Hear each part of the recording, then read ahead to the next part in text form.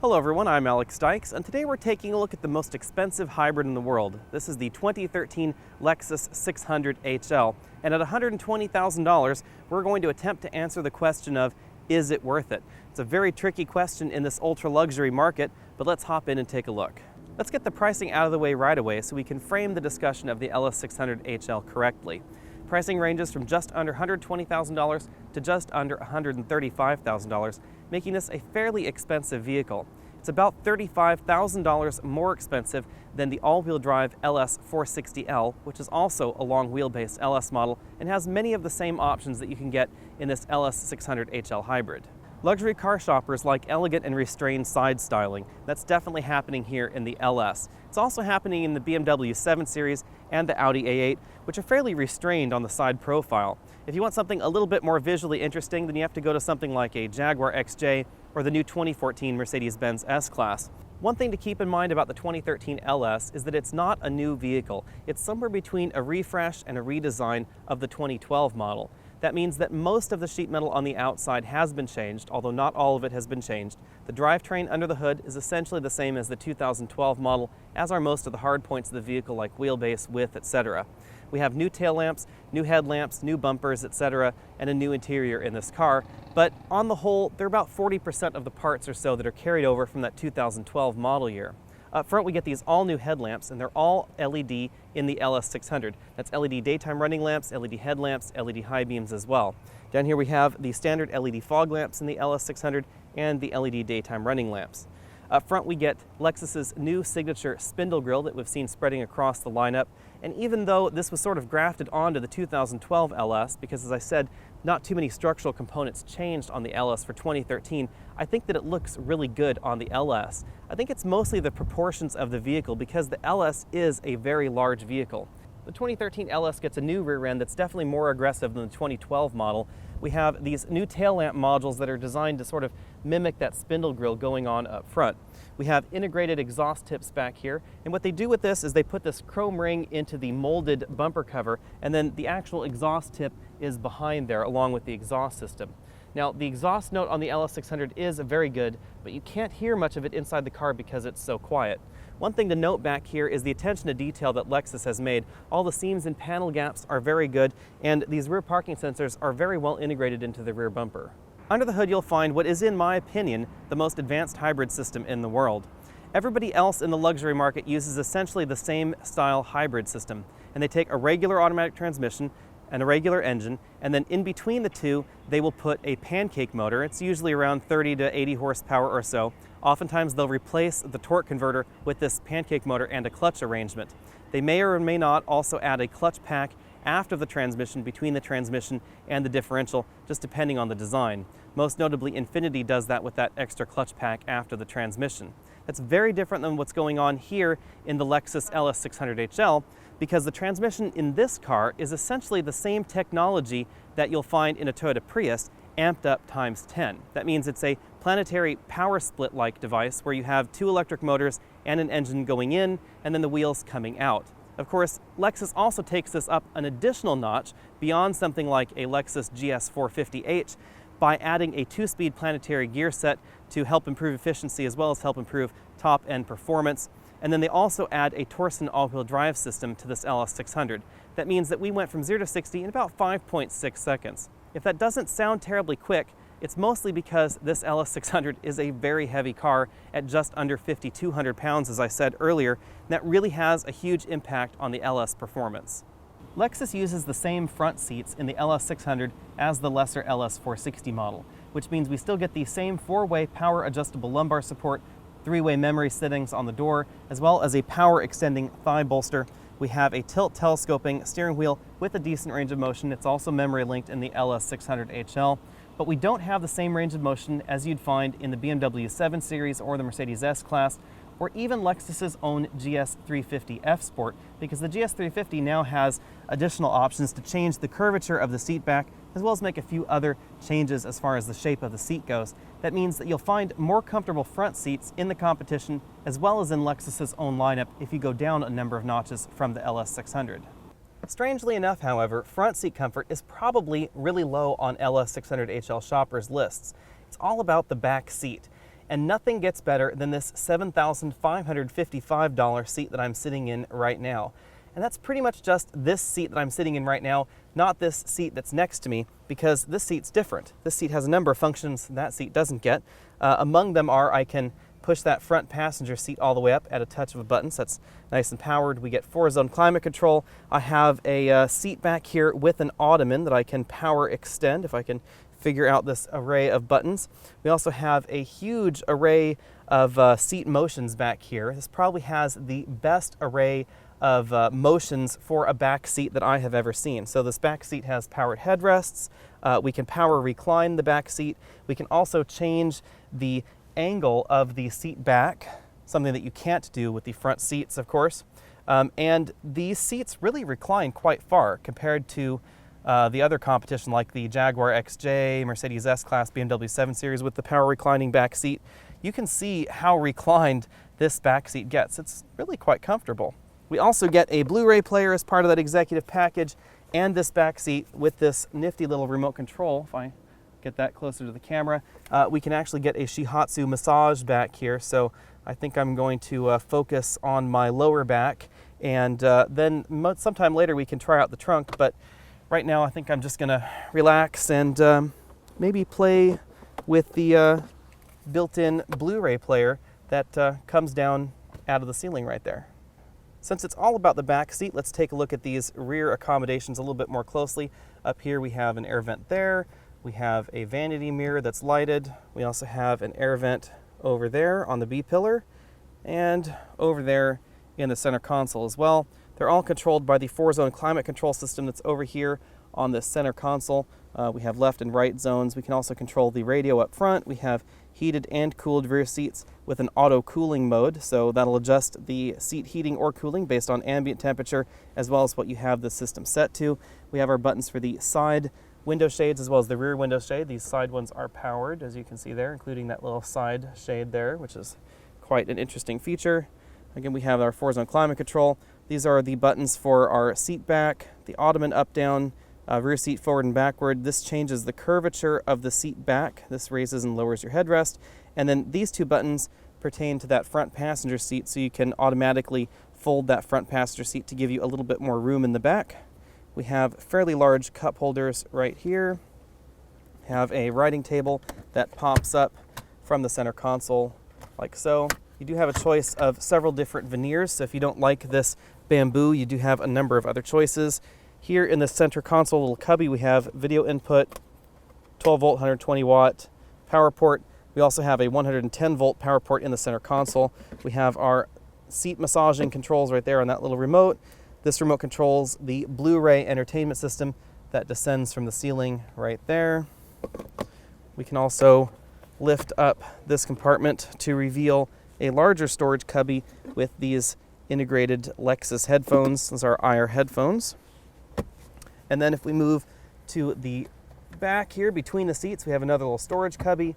And then in this particular compartment there, we have wired headphone jacks as well as our Blu-ray player right there and a secure digital card slot for extra media. And if we look back here, you can see how far these rear seats recline. This entire portion right back here behind the rear seats is used for that reclining mechanism. So they can get considerably more upright than that seat as well as considerably more reclined on both sides. However, only this right-hand front passenger, the seat that's behind the front passenger, I should say, gets this ottoman feature, which is part of that $7,555 package. The regular LS already has a trunk that's slightly smaller than the competition in this full-size luxury segment. However, things get a little bit worse in the LS 600 HL as we have equipped here because a number of things have nowhere else to go other than the trunk. Most notably, the plumbing for the 4-zone climate control system has to go back here in the trunk, the hybrid battery has to go back here in the trunk, and the advanced pneumatic system for that power massaging rear seat has to go somewhere, as well as the reclining mechanisms for those back seat. That means that we have a fairly small trunk left over here. This is the largest roller bag you can carry on a domestic flight, and this is as far into the trunk as it goes. In this particular orientation, you could only fit about 4 of those in the trunk and maybe a few small bags in addition to that. That means that our LS 600 HL scores about 6 in our trunk comfort index because it is finished very nicely in here, but it is quite small. We also have a power closing trunk lid which makes it a lot easier to close yourself in the trunk. The LS600's dedication to rear passenger comfort is really obvious back here in the trunk, because behind this little trap door you'll find an activated carbon air filter, which is quite unique in the luxury segment. I can't think of any other cars on the market right now that have a 4-zone climate control system with a completely separate unit as well as a completely separate air filtration system. Before we go out for a drive, let's talk rubber. All LS600HL models come standard with these 245/45 R19 tires. That's very important to keep in mind, because when you look at the other $120,000 options in this segment, most notably something like a Jaguar XJ Super Sport, an AMG Mercedes, BMW 760 or Alpina B7, etc., or an Audi S8, they're going to have much wider rubber front and rear. The drivetrain combination is so smooth and so quiet in the LS600HL that I think if Rolls-Royce didn't have a tie-in with BMW, that they would be best served by buying their drivetrain for the current Rolls-Royce models from Lexus using the same hybrid drivetrain than the BMW-sourced drivetrain that they currently use, because this is more fitting of a car that you get chauffeur-driven around in. It's incredibly smooth for all the passengers. You know, acceleration all the way up to 130 miles an hour, has no perceptible shifts in it. It's an incredibly smooth system. In fact, everything about the LS600HL is soft and smooth. That's the best way to describe it. The suspension is very marshmallow-like. If you're a driving enthusiast, then this is the wrong sedan for you. But if you value that classic soft suspension, then the LS really is for you. We can adjust the suspension modes with that drive selector knob in the middle, but it really just turns from a soft marshmallow in comfort mode to a regular marshmallow in normal mode, to a slightly stale marshmallow with a slightly stiffer crust in the Sport Plus mode, which is supposed to firm things up a bit.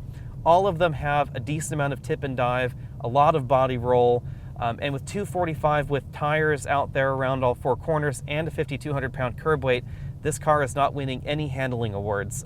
You know, just about every other Lexus model is going to handle better than the LS600HL. The regular LS definitely handles better. For absolutely sure, even the BMW 760IL with its very nose-heavy drivetrain layout is going to handle better than this car. All of the Mercedes-Benz S-classes, including the low-end S400 hybrid, is going to handle better than this car just because of the curb weight and those tire choices. You can, of course, upgrade the tires aftermarket, and you can probably try and find some of the Lexus F-Sport wheels from the Lexus LS 460 F-Sport to put on your LS600HL. I think it's a little bit of a pity that Lexus didn't go a slightly different route and put grippier, wider rubber on the LS600, but because there's a minor fuel economy bent to the LS600HL, I can kind of see why they chose the skinny rubber. That brings us neatly to fuel economy, which is an area where the LS600 performs actually quite well. And I have to put this in the appropriate context, because the fuel economy of the LS600HL as well as GM's two-mode hybrid SUVs is a common place where a lot of people in the industry like to complain. You'll always find them on, you know, the worst fuel economy lists for any car. They'll say, oh, you know, it's supposed to be hybrid, it's supposed to have excellent fuel economy, and this fuel economy is horrible. But actually, when you think about it, a 5,200 pound luxury sedan with all these trappings getting 22, 23 miles per gallon on average, which isn't terribly difficult in the LS600HL, is pretty good. Now, admittedly, the BMW 750 and the Mercedes-Benz S550 get very good fuel economy as well, and the Porsche Panamera hybrid gets 30 miles per gallon on the highway, so that is something to keep in mind. However, they're all a decent amount lighter, so while on the one side you could call that apples to oranges, on the flip side, this LS600HL is extraordinarily heavy for the size of the vehicle. It's 1,200 pounds heavier than a long wheelbase, fully equipped Jaguar XJ, which rings in just around 4,000 pounds, I should say. So the LS is quite a heavy vehicle, and it does impact the fuel economy. However, hybrid systems like this do extraordinarily well in two different types of terrain. The first is in city driving. So if you're in a lot of stop and go traffic, pay no attention to that EPA number, because you'll actually get much better fuel economy than that EPA city number. We averaged 28 miles per gallon in heavy stop and go traffic in the Bay Area, primarily because the engine doesn't have to run a whole lot, just the same as a Prius. Whereas in those other luxury sedans like a 750 or an S550, the engine does have to run, obviously. It has to idle when the vehicle is stopped in order to keep the air conditioning running. And of course the LS600 with electric air conditioning doesn't have to do that. The other area that it does very well is in mountain driving, because the LS600 can recover a lot of that energy from going downhill back into the battery pack and help that get you up the next hill. So in our very mountainous commute, I've been averaging between 21 and 22 miles per gallon in the LS600HL, which is slightly better than the EPA says it will do. The LS600 is by no means a heavy pig, but it's not exactly the driver's car in this segment. I would definitely choose basically everybody else in this segment over the LS600 in terms of driving manners and driving feel. The Jaguar XJ is probably the absolute tops in this segment. They've really gone for a very driver-focused manner in that car, with the Mercedes-Benz S-Class being second and probably the BMW 7 Series a close third. I tend to find the modern Mercedes-Benzes a little bit more interactive for the driver than the current generation of 7 Series, which has gone a little bit soft in an attempt to be a little bit more mainstream, kind of more towards what you'd expect out of Lexus than out of your traditional BMW. Of course, the real problem for the LS600HL is again that price tag, because when I'm talking about on-road manners and just almost every aspect of this vehicle, $130,000 is only $10,000 away from a Maserati Quattroporte, only about $20,000 or $30,000 away from a cheap Bentley, and that's really a problem when you're talking about a vehicle like this. Yes, this car is a nice vehicle. It may even well be worth $130,000 when you take a look at the car itself. The problem in a way is just the brand as well as the particular model within the brand. So is $130,000 a lot to pay for a Lexus? Not necessarily a lot to pay for a hybrid of this stature, but is it a lot to pay for a Lexus? And more importantly, is it a lot to pay for a Lexus LS that looks the same on the outside as a car that's $35,000 cheaper, namely that LS460L all-wheel drive, or almost $60,000 cheaper, which would be the base LS460, which is just slightly shorter, but on the outside looks almost identical. In case you think I'm being unkind to Lexus specifically, I have exactly the same problem with the BMW 760, in that the 760 is considerably more expensive than the BMW 740. It's $70,000 more expensive than a BMW 740, and yet it looks exactly the same on the outside. So that's definitely a problem in my mind for that model. The same thing, of course, can be said for the S65 AMG or even the S63 AMG, as those are considerably more expensive than that $91,000 Mercedes-Benz S-Class, the S400 or the S550, which is where the S-Class starts. So that's a problem with any of these ultra-luxury vehicles, because the cost can get considerably out of control. They can either nearly double or sometimes even triple. If you take a look at the Mercedes-Benz S-Class, it can more than double from the low-end S400 all the way up to that top-end fully loaded S65, and yet they look exactly the same on the outside. And when you're in this ultra-luxury segment like that, the premium brands like Maserati, Bentley, you know, those sorts of brands, Aston Martin, they come down low enough that the difference between a fully loaded S600 or S65 or LS600 or BMW 760, the difference between that and those ultra premium brands just isn't that large. So it's not just the LS where I have that problem, it's pretty much everybody that plays in this big luxury pool. The LS600 is a really odd duck. Back here we have one of the best seats in the automotive industry. And I'm not talking about just the Lexus's direct competition, I'm talking Bentley and Rolls-Royce and Aston Martin back seats as well.